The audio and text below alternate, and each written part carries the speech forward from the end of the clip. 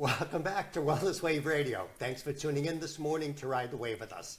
Each week our goal is to give you at least one suggestion that will make your life a little better. My name is Phil George. I'm a clinical biochemist, a certified personal trainer, and a health coach. Please remember that everything we discuss on the show is for informational purposes only and should not be taken as medical advice. Always seek the guidance of your doctor. Do you remember we talked about that when we did a whole thing? The three of us were on there, and we joked that basically I could say this in my sleep. Yes, basically. he could. So I'm here with Kellie Hamilton. Kellie is an ICU nurse and a certified holistic nutritionist. And Kellie and I actually have teamed up, and we're kind of working together now. I know. This is kind of just like another day for Phil and I. And we do this all the time. So the show today is going to be on Ozempic and a GLP-1 agonist. But before we do that, I wanted to bring up a couple of things.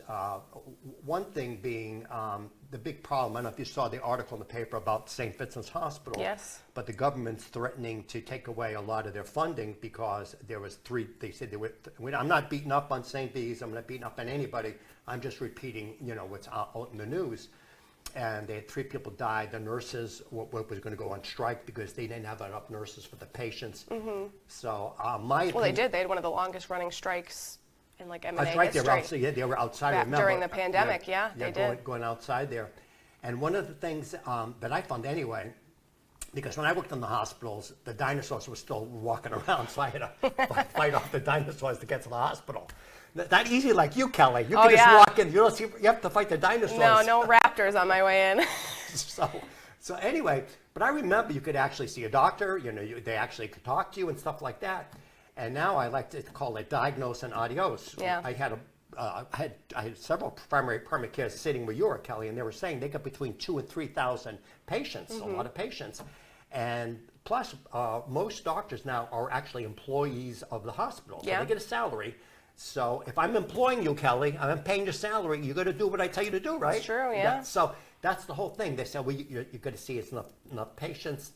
The other thing, what I found, Kellie, is a lot of doctors, again, you come in and they actually type it into the computer, Kellie, and it pulls up, this is the condition, this is the drug for this condition, So they're not saying to you, well, Kellie, are you exercising? What are you eating? Are you sleeping well? Are you stressed out? Is your husband stressing you out? Yeah, all the time. No, but and I think, Phil, people don't go into medicine. Most people don't go into medicine to not help people, right? You take the Hippocratic Oath and you want to do well by people. But then you get into the Western medical system and you see how disjointed and broken and segmented it is. And then you throw in, the stipulations that's put on by insurance because everybody pays out of pocket for insurance or through an employer, and it's cost them a lot of money and they want to be able to use that. And they can't get the information or the time or the education they deserve by primary care because they have such a limited time to spend with you. And they're only being reimbursed or kicked back by covering certain things. And it is such a broken system, and it's very disheartening to work one foot in that field. Right. In fact, they call it fee for service. Yeah. In other words, they only get paid for certain things they do. They don't get paid to talk to you about nutrition. And when you want to get into certified nutritionists now, and that's the other big problem. Yeah. So then they say, well, I want you to see the certified nutritionist. No, the registered dietitian. Oh, yeah. Yeah. Yeah. So either one or the other. But Yeah. one of the problems with that is, and I sent over to Kellie, 70+% of basically dietitians don't know how to go on like a low carb, a low carb type of diet. Yeah. And if you've been to a hospital or if you've been to a school lately, see what these dietitians are feeding these kids. I get inquiries from people because I offer free consults. So people call and talk to me for a few minutes at a time, and they'll say, I went to see so-and-so through UMass, through Reliant, through, MGM, and I walked in and my, dietitian said to me, here are all these cereals lined up on the counter. And it's like, why is that the first thing that we're talking about? Like when you go to see a registered dietitian, why are they not asking you, like about your whole day, about what you eat. Why are they just telling you what cereals? Maybe you don't like cereal, or maybe you can't have cereal. Maybe you're a diabetic. You shouldn't be eating cereal first thing in the morning. Like, these are things that these people should know, right? Like, you got an education, whether you went, to school for that, or you went through a program for that, or you have a cert for that. We're really not doing right by people when that is the current theme I'm hearing from clients over and over again, that was the first thing. And they knew it was wrong. Like, they're there to get education on a topic, and they're even like, I don't think this is what we should be discussing. But they know they're there to learn, but they know they're not there to learn that, which is infuriating for these people that come to us that want help. That's one of the reasons that Kellie and I have teamed up. So just to give you an idea, if you want some advice, what we do basically is Kellie and I work together. So I'm a clinical biochemist, so I kind of look at the labs. Kellie takes kind of the part of the nutrition part of it. So what we do with the client normally is I'll get all your lab work, explain the lab work to you, explain all the lab work you probably should get done that they're not going to order on you.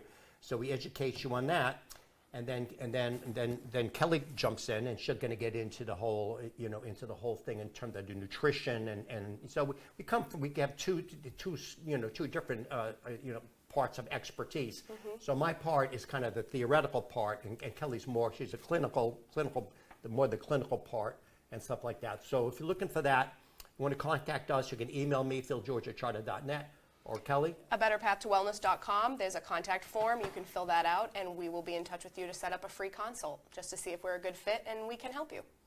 So the show's supposed to be on GLP-1. So let's get on track, Kellie. Oh my God, Phil! This is a hot topic. I'm kind of excited about this because you can't watch TV. You can't watch. Football season is upon us. I can't wait to see how many commercials there will be on Ozempic. Ozempic. Oh, yeah. Or I don't want to name names because I don't want to get sued, but these companies that are just online that are toting like men and women's like hormones and, GLP-1. You don't need to see a doctor. You can just go right online and here's your prescription.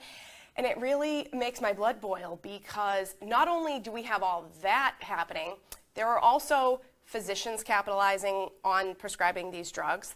Then you have concierge medicine professionals who are in our Rolodex, who are, again, I think trying to help people.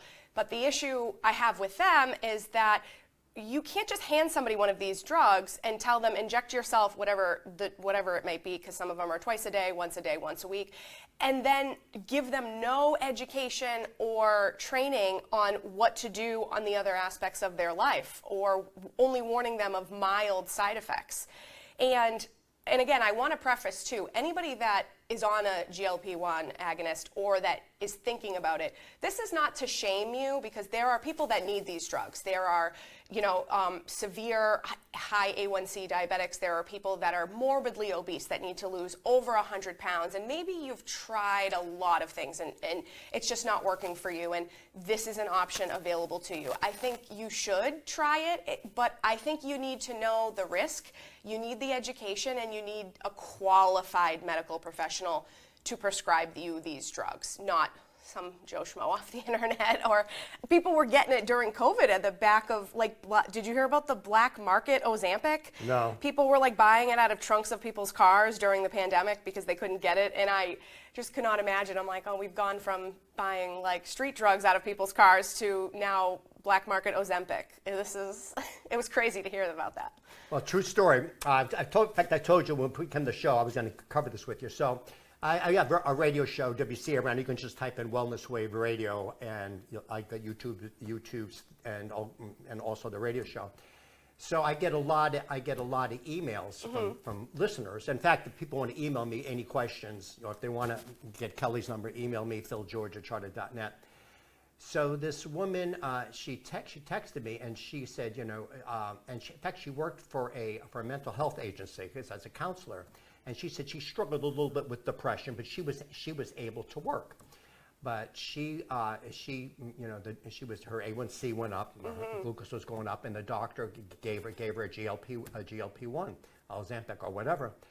And she said she had severe anxiety after that. Yeah. And then I never heard of that as another side effect. And they put her on a different GLP-1, like a statin. Sometimes if one statin doesn't work well for you, they'll give you another statin. That's a whole other conversation. Yeah. But that was it. It was so bad. It was so bad, Kelly, that she was unable to work. Yeah.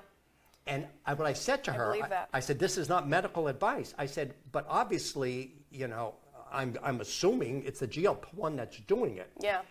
In fact, what I did, Kelly, I think Saturday or Sunday's a show. I did a whole show on diabetes, an entire show on diabetes. And I said, just watch this. This will give you a lot of advice. So we talked before. We talked before about diabetes. Yep. We've given seminars. Yep. You and I have given seminars on diabetes. Yes, we have. You can reverse type 2 diabetes. In Yep. fact, now I get a doctor that's got type 1 diabetes that reversed, it kept under control his type 1 diabetes. Wow. So that's a whole other thing. So, and I'm not the only one that's done this. There's a nephrologist. His name is Jason Fong. Nephrologists deal a lot with diabetes. Yeah, the kidneys get very affected. The kidneys get late-term affected. diabetes, yeah. So, and he has a whole clinic reversing it. So again, feel free to contact us. And maybe you don't have to take the Ozempic. Maybe there is a natural way of doing it without any of the side effects. Yeah. And we talked before the show, Kelly, before it was $1,000 a month. Now maybe they cut it down to $500 a month. Yeah. And so that's a lot. I don't know about you, Kelly, but that. It's a hefty price tag. It's a hefty price tag for I don't want to say just vanity, but if that's the only reason why you're doing it, you might want to look at other options, right? Because it's not the safest and the healthiest. So let's talk about that. So side effects. So I like that you brought up anxiety, because we're seeing, and it's not really listed when you Google, adverse effects. Like, let's talk about the difference. So you have like known side effects, you have adverse effects, and then you have, they categorize these as like severe side effects, that are the rare, less than 5% of people that experience these, or less than 1% usually. So I think, we're seeing, again, since these drugs hit the market at the turn of a national pandemic, people really weren't super interested in them until kind of we were coming out of that. So even though they hit the market in 2020, they became very popular in 2022. It's now, mid-end 2025. We're just now seeing some of these longitudinal, if you can almost call it that, clinical evidence coming out. And mental health is huge in people that take these drugs. There are people that are, like you said, very anxious, clinically depressed. Suicidal ideation is big. There are several people who have successfully or unsuccessfully tried to commit suicide on these drugs. And then you talk about the whole, like, small bowel obstruction was very big when they first came out, and they really downplayed that. Where that comes into play a lot is if you need to have surgery. So, CRNAs and anesthesiologists, and when you go in for a pre-workup, really need to do a good job at educating people on how, if you take these drugs, they say, 1 week prior to, general anesthesia, stop taking it. The research is actually finding that might not be long enough. They want you to stop taking this drug 3 to 4 weeks ahead of time before you have general anesthesia, because it delays like the gastric emptying, and it overrides all of your body's normal signals of metabolism, digestion, all of the hormones that get released. And it's very dangerous to be on a table laying flat, intubated with a breathing tube for 6 to 8 hours, depending on how long your surgery is, and you still have food and gastric contents and all this stuff in your stomach. You can aspirate, you can get a raging pneumonia, you can become very septic, and then you end up in the ICU with me, and it's not a good time. I don't want to see you guys there. So, I think these are things that I'm not hearing that anybody is being told, which scares me, frankly, as I know it does you, because these are serious things. Then you run into thyroid cancer. I get asked about that a lot. Medullary thyroid cancer is, again, it's a rarer one, but it's rare enough that we're seeing it. It's being clocked as a statistic for these drugs. So they come with risk. They do a good job at doing what they do, but what happens when you want to stop them? What happens when you have to come off for surgery for 3 or 4 weeks? And do you have the tools to maintain what the drug has done for you in that maybe 6 months to a year that you've been on it, and then you need to come off, and then you hear about these people rebound gaining, the weight they lost plus some. or their cholesterol shoots up, or they're being hospitalized for a hypertensive crisis, because these are all statistics. You can look these up. I'm not, making anything up. All of this rebound effect happens to these people. Right. The other thing, just to get into the other big thing, the rebound effect. So one of the things they found, really a main thing for healthy aging, is what they call muscle mass. You want muscle mass. Now, your muscle does a lot of things. One thing it does, it's called the glucose disposal agent. It sucks sugar in like crazy. Yeah. One of the things, now, Kelly and I do this all the time. We have these magical scales. Kelly and I have these magical scales. So I'm also a certified trainer. So when I'm dealing with people, and people are obsessed with their weight in pounds, and they look at the scale, and I say, don't look at the scale, because there's good weight and there's bad weight, and if you have. In fact, a good example, a BMI is a BS number. But because what happens, everybody in the NFL is technically obese. Yep. But these guys are solid muscle. Yeah. But you could have somebody what they call skinny fat, where they're thin, their BMI is fine, but they have more fat than they have muscles. Yeah. So Kelly and I have a scale. It's similar to what they call a DEXA scan, which it looks exactly how much body fat you have on it. Yep. So when and Kelly and I have this, we go on there. It tells us, how much body fat we have on us and how much muscle. Yep. So a lot of times, Kelly, if my scale goes up and I see my muscle, I'm happy. Yeah. I'm gaining muscle. Yeah. But the other thing muscle does, when you take in calories, what happens is that has to go somewhere. The first place it goes is into your brain, because your brain is a big sugar hog. Yes. The next part is into your muscles, because we're going to run away from the dinosaur, Kelly. Okay? Yeah, fight or flight. Yeah, exactly. You want the muscles to be full of this glycogen, the storage form of sugar. So what happens is if you're building up a lot of muscle, it raises what's called your basal metabolic rate. Yes. Which means we're burning calories doing nothing. Yeah, just sitting here. You and I are burning calories right now. Yeah. In fact, your scale and my scale, it tells us our BMI. It does. It tells you exactly how many calories you're burning. So this is what you want. You want to be burning calories. So the Ozempic or the GLP-1s, what they do is, you're losing weight, but you're losing more muscle than you should be. That's why, Kelly, in my opinion, is the reason why you get the rebound effect is because when you get off it, you've lost all this muscle mass, okay? And now you've lowered your basal metabolic rate, and then everything you eat now is you're building up more and more. Yeah, and your patho makes sense because, again, you didn't learn the tools to, maybe you went on these drugs, but you don't have appropriate macros. No one told you how much protein, per pound or per kilogram you should be eating. You don't know how much fiber is huge with these drugs. You really, really got to make sure you're hitting the daily recommended amount of fiber, again, to prevent you from suffering from a lot of these GI symptoms. And I get asked a lot, who should not absolutely never touch these drugs? And again, I think you need to consult your provider. But in my clinical expertise, in my opinion, and what the research says, if you have inflammatory bowel disease or a history of a small bowel obstruction, or you've been hospitalized and had massive GI surgery, do not touch these drugs with a 10-foot pole. I said, because you're asking for trouble, because your integumentary of your GI tract is already been messed with, and you don't want to now put this new drug that we're realizing has all these GI side effects into your body, because you're kind of a walking time bomb. That's what I tell people. Right. The other thing is that the GLP-1, you have natural GLP-1 in your stomach. You do, yeah. Interesting. Yuba Monte tea. Yes. Okay. Yuba Monte tea actually has a small amount of GLP-1 in it. So if you drink it, actually it kind of squashes your appetite. Yeah. And that's the whole thing. But the problem is we have natural, but there's an express. When I worked in toxicology, Kelly, dose makes the poison. Yeah. So a little bit of GLP-1 is a good thing. A lot of GLP-1. The analogy I made, I don't know if I made it, we made it together on the last show. Maybe we did when we did the last podcast. But one of the things was a little bit of wind is okay, Kelly. Yeah.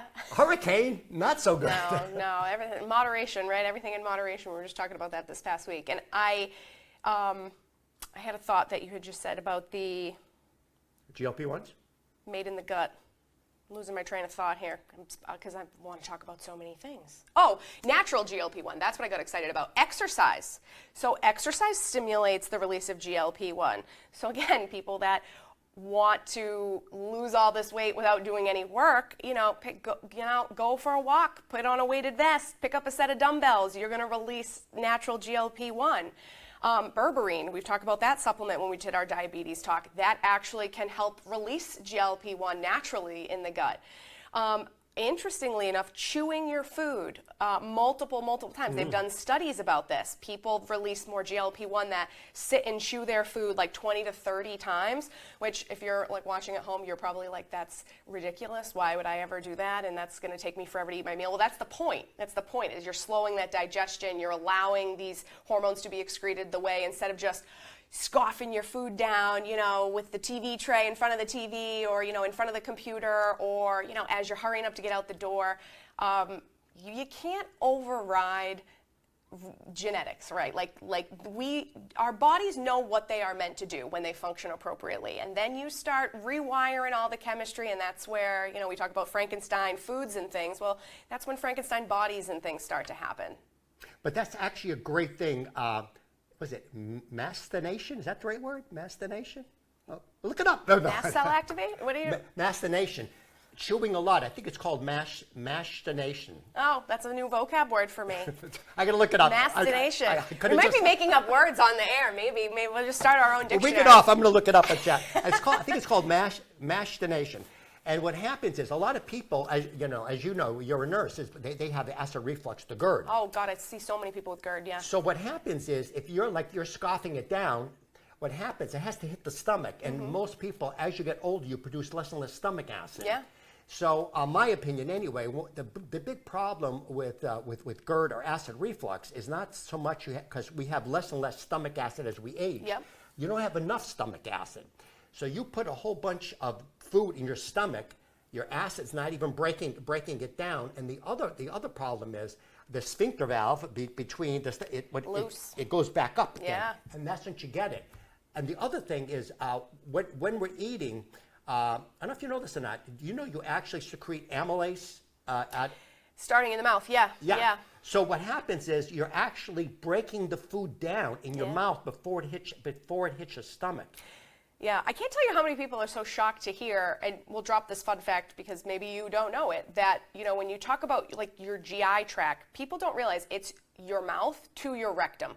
And when you stretch that all out, that's quite a ways. I don't know, I'm not going to make up the statistic because I forgot it off the top of my head, but that's a long highway to travel. It's not just what happens like from stomach to small intestine. Actually, they say it'll fill a tennis court. Yeah. If you that's how large it is. Other interesting fact. I'm sorry to interrupt you. No, please. So what happens I love a good fun fact. Is actually your digestive system is actually separate from your body.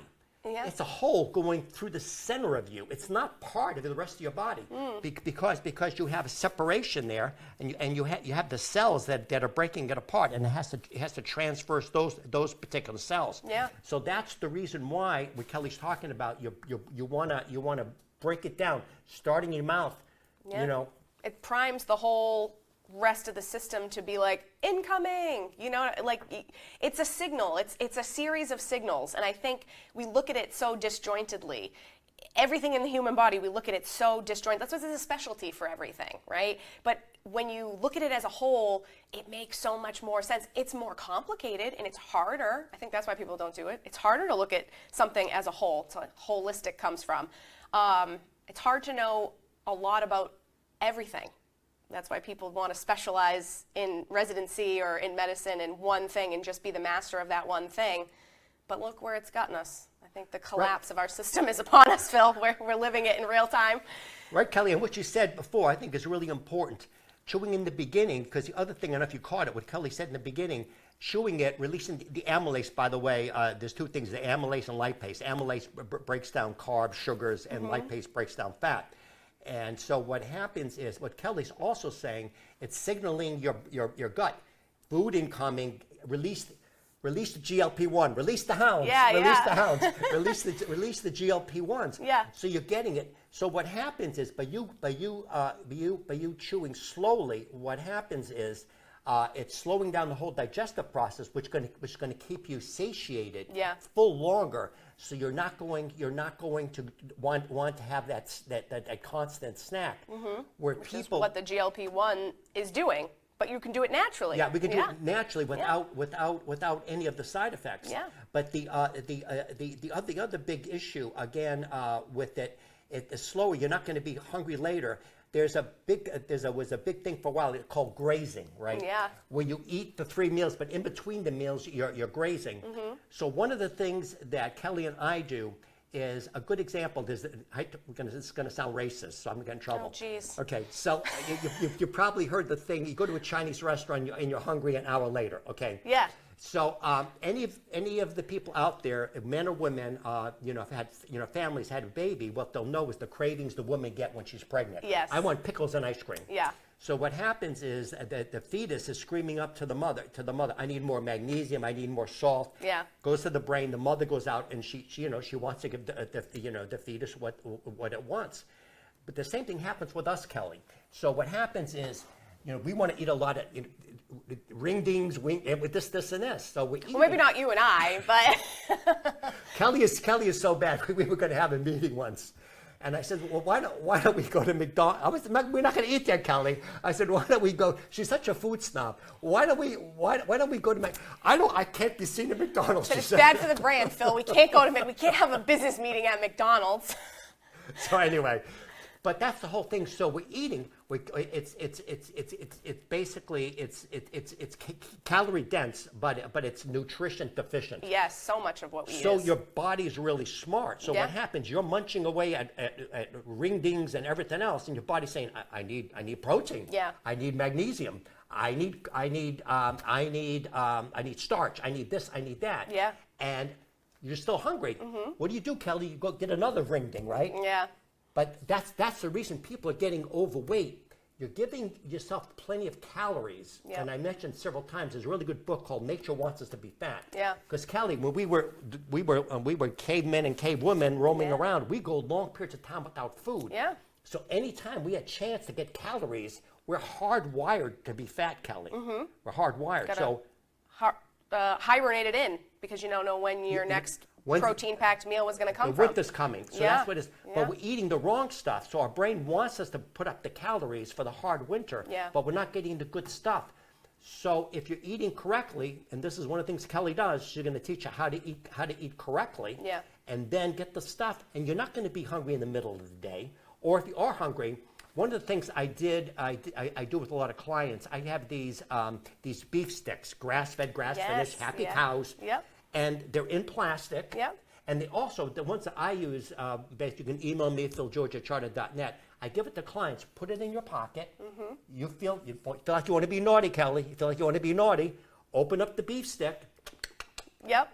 You're full. You get the protein. It also this one actually is also fermented with natural spices. Yeah. You get a little bit of the probiotics too. I send my husband to them when he goes off for military training because they're very limited what they can eat. They eat a lot of, people know it as like the space food, the MREs, and we try to, being married to a holistic nutritionist has its benefits. We try to send him with, as much good stuff as we can, but the grass-finished, grass-fed beef sticks are a staple. He'll take some of those tuna packs. We send him with the best protein bars that we can find because it's hard when they expect these men to go, 2 weeks eating space food, and we want to make sure he's beefed up, literally. Right. Pun intended. And again, with the protein, it's going to be very satiating. It's going to fill it up. There's another thing that a lot of people know about. It's called the thermogenic effect of food. Yeah. And protein takes a lot of energy to digest. It does. So what happens is, again, you're using up calories to digest the food. So you're burning fat to digest this. Yes. So again, by going with things Kelly and I are talking about and different things to do, what you can do is you can really ramp up your metabolism. Yep. And you don't have to be eating. I know you hear this all the time. I can't afford to eat healthy. How many times have you heard that? I have heard that quite frequently, yeah. So what Kelly and I will do, instead what you're going to do, But if you're snacking, if you're grazing throughout the day, how much money are you spending? It gets expensive, yeah. So if you eat good nutrient dense food, you're in good shape. Yeah. We got the thing from the boss. We're wrapping up. We're wrapping up. So again, we'll work together. Email me, philgeorge@charter.net, or Kellie. At betterpathtowellness.com. You can find us there. And Phil, I think it's worth just telling everybody real quick. If you want more information on GLP-1s, myself, Phil, and Kristen from She Wise, we are kind of teaming up and doing like a webinar series. So if you live far and you are not able to attend our health seminar series that Phil and I put on, this is a great tool for you. It's very affordable. It'll be on our websites probably in the next couple months. We're working on getting that up there. Yeah, so email us. Yeah. But I think I want to get in. Kellie and I have been pushing this for a long time. If you have a business, or you're an employee, or you're an employee of a business, and you want us to come in and do seminars, what happens is, sick employees aren't good, and most and employers, their biggest expense is their employees. So what you want to do is you want to keep your employees to be healthy. So contact either Kellie or myself. Yep. And we'll see you. We're gonna wrap up, Kellie. Thanks so much for coming on. Yes, thanks for having me, Phil. Bye.